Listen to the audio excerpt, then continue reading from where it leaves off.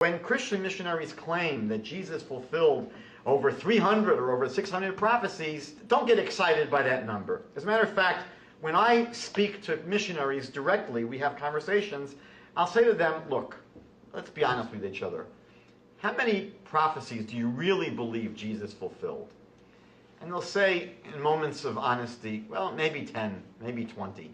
Psalm 22, verse 16, for dogs have compassed me, the assembly of the wicked have enclosed me, they pierced my hands and my feet. Obviously, the Christian immediately thinks about the crucifixion of Jesus.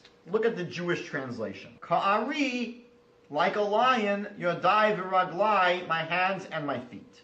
I'm claiming that the word ka'ari means like a lion. The Christian says, no, ka'ari means they pierced. If you have a word in the Bible and you're not clear what it means, the simplest thing to do is go to every other place that word appears, right, and see what it means there. Isaiah chapter 38:13. Like a lion he breaks all my bones. Ka'ari, kein yishaber kol atzmotai. Every single time this word appears in the Bible, even the Christian translations render it as like a lion. One interesting text that they do cite is the notion of the virgin birth. There is indeed a prophecy in Isaiah that talks about the Alma conceiving and giving birth to a child. In point of fact, that is not the Hebrew word for virgin. The Hebrew word for virgin is bitulah.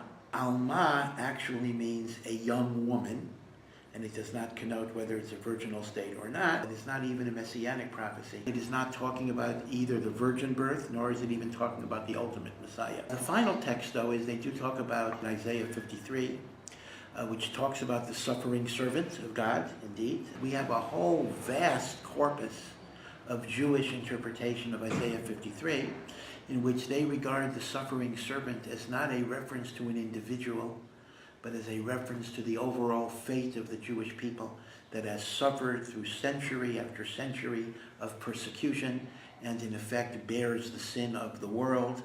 Who is this servant? How do we know the answer? We want to know, what does Isaiah think? Who is God's servant? Isaiah 53 is, in reality, the fourth of four servant songs, okay, which begin in Isaiah 41. So what we would do is, and I'm going to do this with you tonight, and everyone who has a Bible, take it out. We have to be sure. Too much at stake, heaven and hell. If Christianity is true, you don't want to deny it, you'll go to hell. If it's not true, it's idolatry. I'm being honest with you. What we're doing is, you see, we're creeping up to Isaiah 53, and I'm going to show you every place where the servant is mentioned. Watch this. Isaiah 41, verse 8 and 9. But you, Israel, are my servant, Jacob, whom I have chosen. Thank you. Isaiah 44, verse 1. But hear now, Jacob, my servant, and Israel, whom I have chosen. Thank you. 44:21. Remember these things, O Jacob, for you are my servant, O Israel. 45, verse 4. Jacob, my servant's sake. 48, verse 20. Say the Lord has redeemed his servant Jacob. 49, verse 3. And so to be thou art my servant Israel.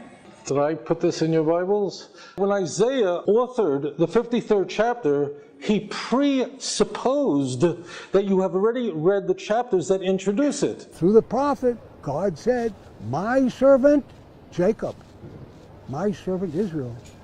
8 or 9 times in that very book, Isaiah names the servant.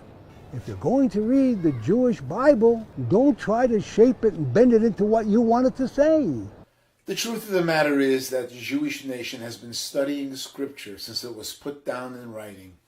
Every word and every nuance of the text is precious to the Jew. Jews have been reading these proof texts centuries before Christianity was born. The prophets describe in great detail the rebuilding of the land of Israel, the temple in Jerusalem, peace on earth, and universal knowledge of God. The fact that these prophecies have not yet been fulfilled tells us that the Messiah has not yet arrived. The true Messiah is to reign as King of the Jews. Jesus' career, as described in the New Testament, lasted all of 3 years, at the end of which he was crucified by the Romans as a common criminal. Nowhere does the Jewish Bible say that the Messiah would come once, then be killed, and return again in a second coming thousands of years later.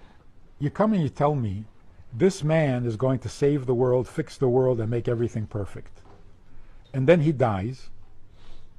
And 2,000 years later you tell me, no, he'll do it, he'll do it.